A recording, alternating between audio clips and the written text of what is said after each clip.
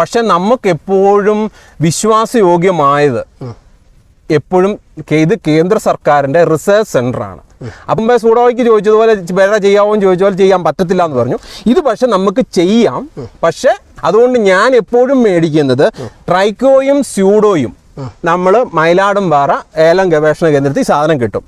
ബാക്കിയുള്ള ബുവേറിയ, മെട്രാക്സിയം, ഗവൺമെന്റിന്റെ തന്നെ ആ സ്ഥാപനമാണെന്നുള്ള രീതിയിൽ മറ്റു സ്ഥാപനങ്ങളും അതേ പേരിൽ ചെയ്യുന്നുണ്ട്.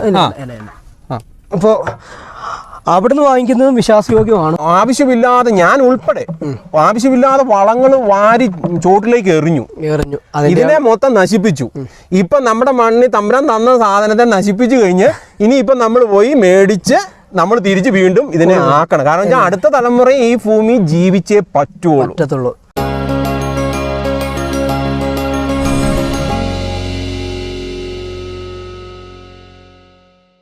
എല്ലാ പ്രിയപ്പെട്ട കർഷക സുഹൃത്തുക്കൾക്കും പുതിയൊരു അധ്യായത്തിലേക്ക് സ്വാഗതം. ഇപ്പോൾ നമ്മൾ കഴിഞ്ഞ ദിവസം, അതായത് തൊട്ട് മുമ്പിട്ട വീഡിയോ സ്യൂഡോമോണസിനെ പറ്റിയായിരുന്നു. ഇനി ട്രൈക്കോഡർമ കൾച്ചറിങ്, അതിനും ഒരുപാട് വ്യത്യാസങ്ങളുണ്ട്, ഒരുപാട് ഗുണങ്ങളുണ്ട്. അതിനെപ്പറ്റിയൊക്കെ ഇന്ന് നമുക്ക് നോക്കാം. നമുക്ക് രണ്ടും ഒരു ദിവസം തന്നെയാണ് ഷൂട്ട് ചെയ്യുന്നത്. കാരണം ഒന്നിച്ച് വിട്ടിട്ടുണ്ടെങ്കിൽ നല്ല ലെങ്തായി പോവും. പിന്നെ രണ്ടും കൂടെ കൊളാപ്സ് ആയി കഴിയുമ്പോൾ നിങ്ങൾക്കും കൺഫ്യൂഷൻ ആവും. അതുകൊണ്ടാണ് സെപ്പറേറ്റ് ആയിട്ട് ചെയ്യുന്നത്. അപ്പോൾ എന്താണ് ഇനി ട്രൈക്കോഡർമയുടെ ഗുണങ്ങൾ, അതൊക്കെ അതിനെപ്പറ്റിയും അത് കൾച്ചർ ചെയ്യുന്ന രീതിയും എല്ലാം ഇന്ന് പരിചയപ്പെടാം. നമുക്ക് സമയം ഒട്ടും വേസ്റ്റ് ചെയ്യാതെ വീഡിയോയിലോട്ട് പോകാം. ഇന്ന് നമ്മളോടൊപ്പം തോമസ് കുട്ടി സാറ് തന്നെയാണ് ഉള്ളത്. അപ്പോൾ ഒരുപാട് ഉപകാരപ്പെട്ട അറിവുകൾ നമുക്ക് വേണ്ടി സാറ് പറഞ്ഞുതരും. ഓക്കെ, നമസ്കാരം സാറേ. അപ്പോൾ നമ്മുടെ സ്യൂഡോമോണസ് വീഡിയോ നമ്മൾ ചെയ്തു. ഇനി നമുക്കിന്ന് ട്രൈക്കോഡർമ, അതൊരു വ്യത്യസ്തമായ ഒരു ടോപ്പിക് തന്നെയാണ്. അപ്പോൾ എന്താണ് ട്രൈക്കോഡർമയുടെ ഡ്യൂട്ടി, അതുപോലെ അതിൻ്റെ ഗുണം എന്താണ്, എല്ലാം ഒന്ന് പറഞ്ഞുതരാം. ഇപ്പോൾ ട്രൈക്കോഡർമയുടെ ഗുണം എന്താണെന്ന് വെച്ചാൽ, ഈ ട്രൈക്കോഡർമ നമ്മൾ ചെയ്യുമ്പം ഈ മണ്ണിൽ ഈ നമ്മുടെ ചെലന്തി വലയുടെ വല കണ്ടിട്ടുണ്ടോ, ആ പരുവത്തിൽ ഈ മണ്ണിൽ ഇവൻ ഇതങ്ങോട്ട് മൊത്തത്തിൽ വ്യാപിക്കുകയോ ചെയ്യുന്നത്. ഈ വ്യാപിച്ച് വെച്ചിട്ട് നമ്മുടെ ഈ മണ്ണിൽ കിടക്കുന്ന ഈ ഇലകടം, ഈ നമ്മൾ തട്ടയൊക്കെ വെട്ടി ഇട്ടിരിക്കുന്ന ഇതെല്ലാം ഇവൻ ചെടി വളമാക്കി മാറ്റുകയും കൂടെ ചെയ്യുന്നുണ്ട്. വളമാക്കി മാറ്റുകയും ചെയ്യും. മറ്റ് സൂക്ഷ്മജീവികളെ, നമ്മുടെ ഉപദ്രവകാരികളായ സൂക്ഷ്മജീവികളെ വളർത്തുകയില്ല. കാരണം വെച്ചാൽ അവൻ ഈ ചെലന്തി വല പോലെ ഇവൻ പടർന്ന് പിടിച്ച് ഇങ്ങനെ പന്തിലിച്ച് കിടക്കുമ്പം മറ്റ് ഈ ഉപദ്രവകാരികളായ സൂക്ഷ്മജീവികൾ ഇങ്ങോട്ട് വന്നു കഴിയുമ്പം ഇവൻ്റെ രാസാഗ്നി കാരണം അവൻ വളരുകയില്ല. ഓൾറെഡി നമ്മൾ സ്യൂഡോമോണസ് വിട്ടു, അതിൻ്റെ ഒരു പ്രൊട്ടക്ഷൻ കൂടി ഉണ്ട്. അതിനോടൊപ്പം തന്നെ ഇവരോട് വന്നു കഴിയുമ്പോൾ എക്സ്ട്രാ സ്ട്രോങ്. പിന്നെ അതിൻ്റെ കൂടെ ഇത് വളരുന്നതനുസരിച്ച് നമ്മുടെ ട്രൈക്കോഡർമ ഇത് വളരുന്നതനുസരിച്ച് ഇതിൻ്റെ ശരീരത്തു നിന്ന് ഒത്തിരി രാസാഗ്നികൾ പുറത്തേക്ക് വരുന്നുണ്ട്. ആ സംഭവം എന്ന് പറഞ്ഞാൽ ഒത്തിരി ചെടികൾക്ക് ഒത്തിരി ഗുണങ്ങളുള്ള വളർച്ചയ്ക്ക് ത്വരിതപ്പെടുത്താനുള്ള പല ഐറ്റം സാധനങ്ങൾ ഇതിൻ്റെ രാസാഗ്നിയിൽ നിന്നും ചെടികളിലേക്ക് എൻസൈംസ് കിട്ടുന്നുണ്ട്. അപ്പൊ നമുക്ക് ഇതിന്റെ കൾച്ചറിങ്ങും എല്ലാം ഒരുപോലെയൊക്കെ തന്നെയാണ്. കൾച്ചറിങ് എല്ലാം മെത്തേഡ് ഒരുപോലെ തന്നെ, പക്ഷേ സിംഗിൾ ആയിരിക്കും. നമ്മൾ സ്യൂഡോമോണസിന്റെ കൂടത്തിൽ വേറെ ഒന്നും ചെയ്യാൻ പറ്റത്തില്ല. ട്രൈക്കോഡർമ സെപ്പറേറ്റ് ചെയ്യാം. ഈ ട്രൈക്കോഡർമ നമുക്ക് ഒന്നിച്ച് ചെയ്യാം.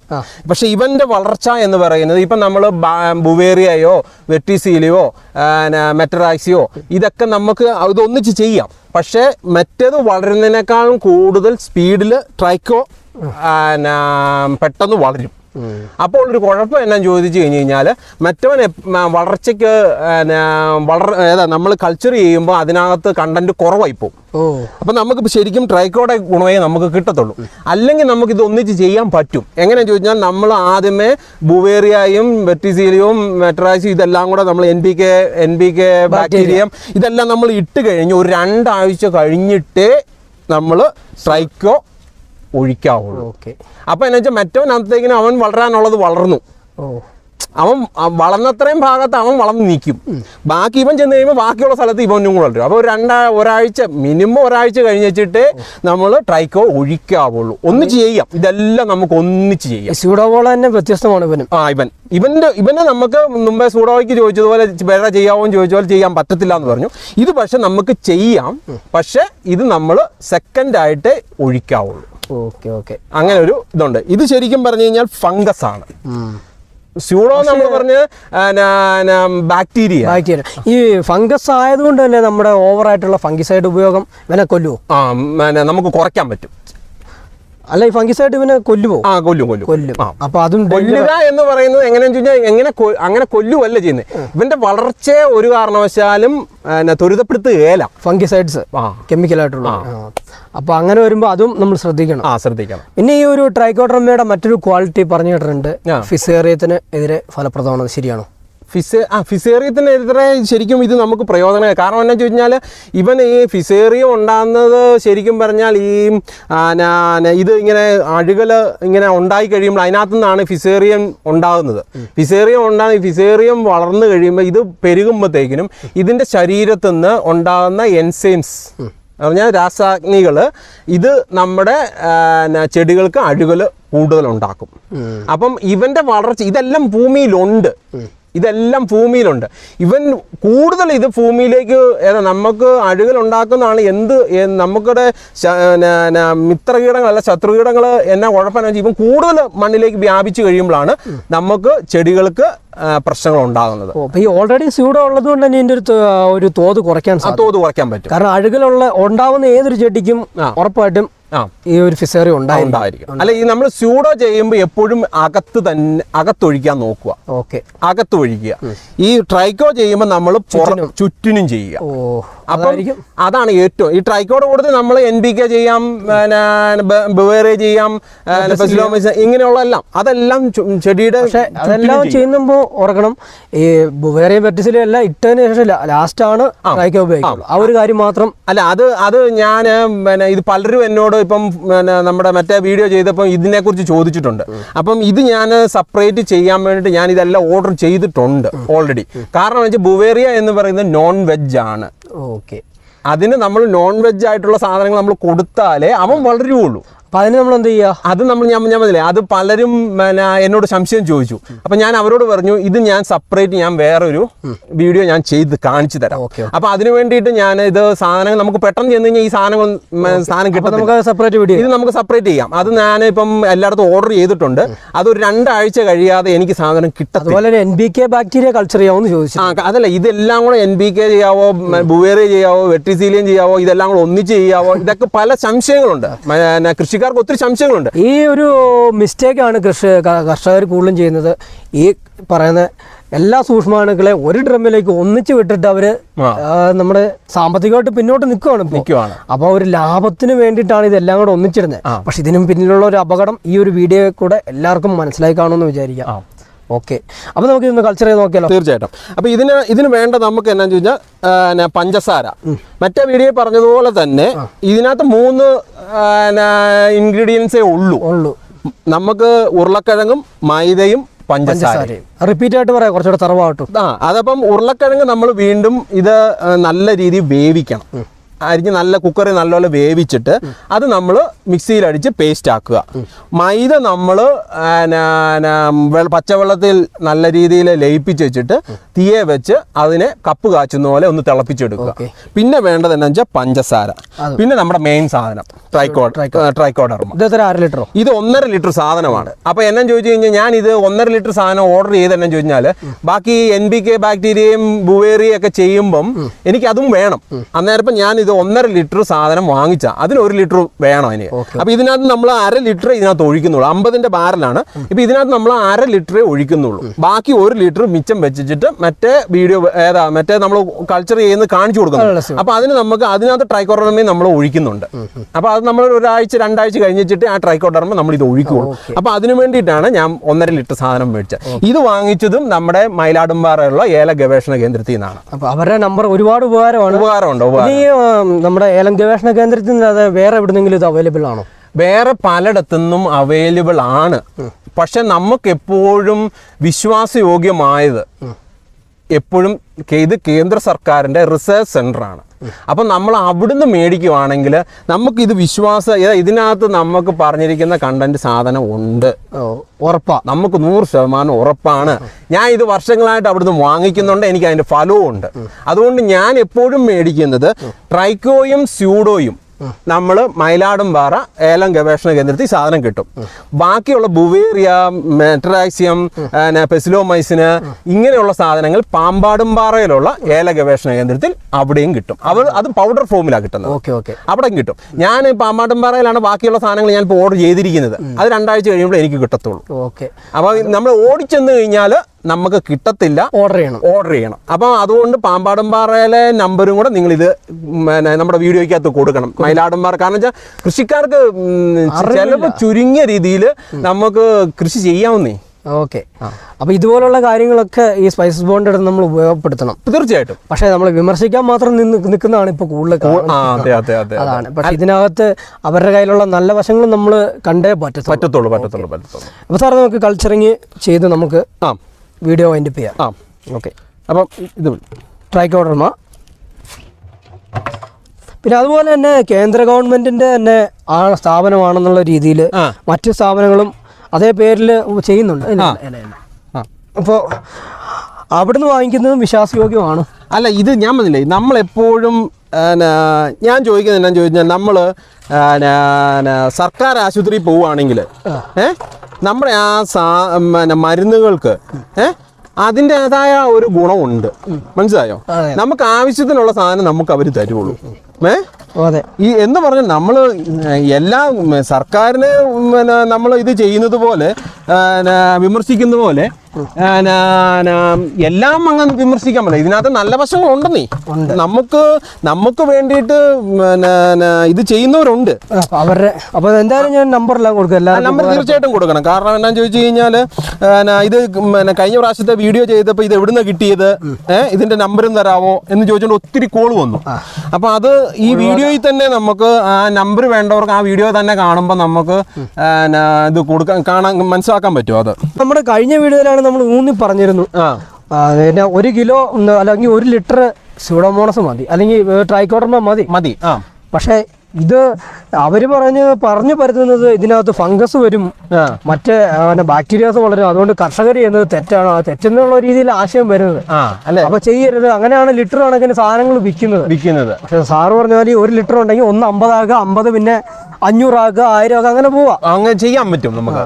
അപ്പൊ ഇത് ഞാൻ പറഞ്ഞില്ലേ, ഇതിനകത്ത് നമ്മൾ ആ ഒരു പറയുന്നതിനകത്ത് യാതൊരു കാര്യവും ഇല്ല. കാരണം വെച്ചാൽ ഇതിനകത്ത് തന്നെ ഒത്തിരി ഇത് വളരുന്നതനുസരിച്ച് ഒത്തിരി ആന്റിബയോട്ടിക്സുകളെല്ലാം ഉണ്ടാവുകയാണ്. അപ്പൊ ഇത് നമുക്ക് അത് നേരിട്ട് തന്നെ ഒഴിച്ചിട്ട് നമുക്ക് ആ പ്രയോജനം ശരിക്കും കിട്ടണമെന്നില്ല.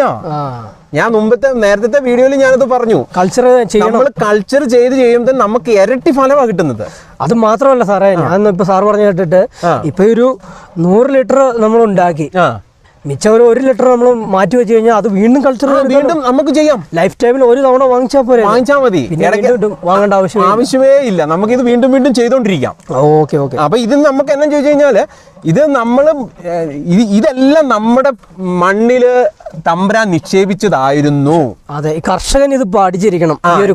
ഇത് അതല്ല, ഇത് കർഷകൻ വേറൊരു കാര്യം കൂടെ മനസ്സിലാക്കണം. ഇത് ദൈവം തമ്പുരാൻ ഇത് സൃഷ്ടിച്ചപ്പം തന്നെ ഇതെല്ലാം നമ്മൾ ഈ ഭൂമിയിൽ നിക്ഷേപിച്ചിട്ടുണ്ട്. പക്ഷെ നമ്മുടെ ഞാൻ ഉൾപ്പെടെ രാസവളവും ഈ ഫംഗിസൈഡുകളും വളരെ ഈ വില കൂടിയപ്പോഴത്തേക്കും നമ്മൾ ഇതെല്ലാം എന്നാ ചെയ്തു, മാക്സിമം അങ്ങോട്ട് ഊറ്റാൻ വേണ്ടിയിട്ട് ചെയ്തു. പക്ഷെ അടുത്ത തലമുറയെ നമ്മൾ ഓർത്തില്ല. ഇപ്പൊ എങ്ങനെയും പ്രകൃതി കൃഷിയിലോട്ട് പോകണം. ഇത് നമുക്ക് തന്നെ വളരാൻ വരുന്ന തലമുറയ്ക്ക് ഇത് ഇവിടെ വളരണം. വരുന്ന തലമുറയ്ക്ക് നമുക്ക് ഇവിടെ വളരണം.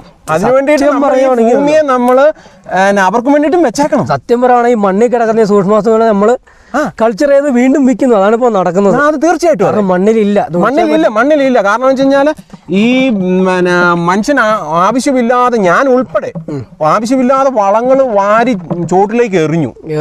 ഇതിനെ മൊത്തം നശിപ്പിച്ചു. ഇപ്പൊ നമ്മുടെ മണ്ണിൽ തമ്പുരാൻ തന്ന സാധനത്തെ നശിപ്പിച്ചു കഴിഞ്ഞ് ഇനിയിപ്പൊ നമ്മൾ പോയി മേടിച്ച് നമ്മൾ തിരിച്ച് വീണ്ടും ഇതിനെ ആക്കണം. കാരണം വെച്ചാൽ അടുത്ത തലമുറ ഈ ഭൂമി ജീവിച്ചേ പറ്റുള്ളൂ. പിന്നെ നമുക്ക് ഈ ഭൂമിയിലേക്ക് നമ്മൾ വിട്ടിരിക്കുന്നത് ഈ ഭൂമിയെ സംരക്ഷിക്കാനും കൂടിയാണ്, നശിപ്പിക്കാനല്ല. ആ ഒരു മനോഭാവം നമുക്കും കൂടെ തോന്നണം. ഇപ്പൊ ആൾക്കാർക്കൊക്കെ ഏകദേശം എല്ലാവർക്കും മനസ്സിലാകാൻ തുടങ്ങി, എല്ലാവരും മനസ്സിലാകാൻ തുടങ്ങിയിട്ടുണ്ട്. ഇപ്പൊ ആൾക്കാർ പിന്നെയും തിരിച്ച് നമ്മുടെ ഭൂമിയെ രക്ഷപ്പെടുത്താൻ വേണ്ടിയിട്ടുള്ള എല്ലാ കാര്യങ്ങളും ചെയ്യാൻ തുടങ്ങിയിട്ടുണ്ട്. അത് തന്നെ ഒരു പോസിറ്റീവായിട്ടുള്ള ഒരു കാര്യമാണ്.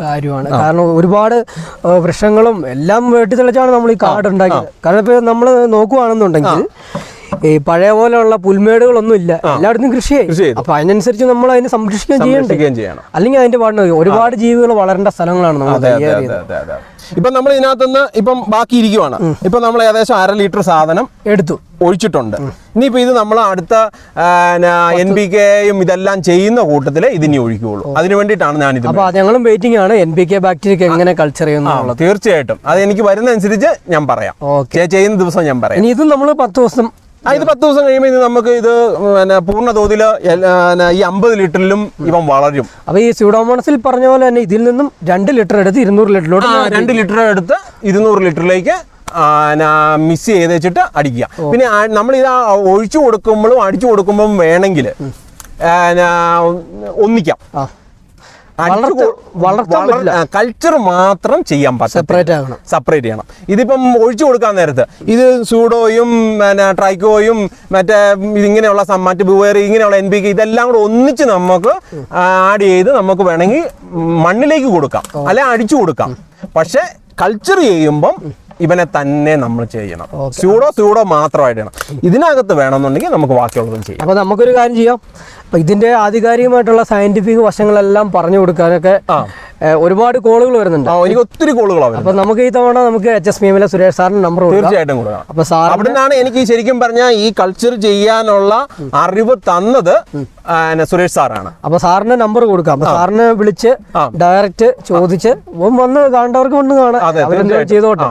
അപ്പോൾ നമുക്ക് സാറിൻ്റെ നമ്പർ ഈ വീഡിയോയിൽ നമുക്ക് കൊടുക്കാം. ഓക്കെ. അപ്പോൾ ഒരുപാട് സാർ ഇത്രയും കാര്യങ്ങൾ പറഞ്ഞിട്ടുണ്ട്. നമുക്ക് NPK ബാക്ടീരിയ ബുവേറിയ വെർട്ടിസിലിയ എല്ലാം വരുന്നു പറയുന്നു. അതൊക്കെ നമുക്ക് ചെയ്യാം.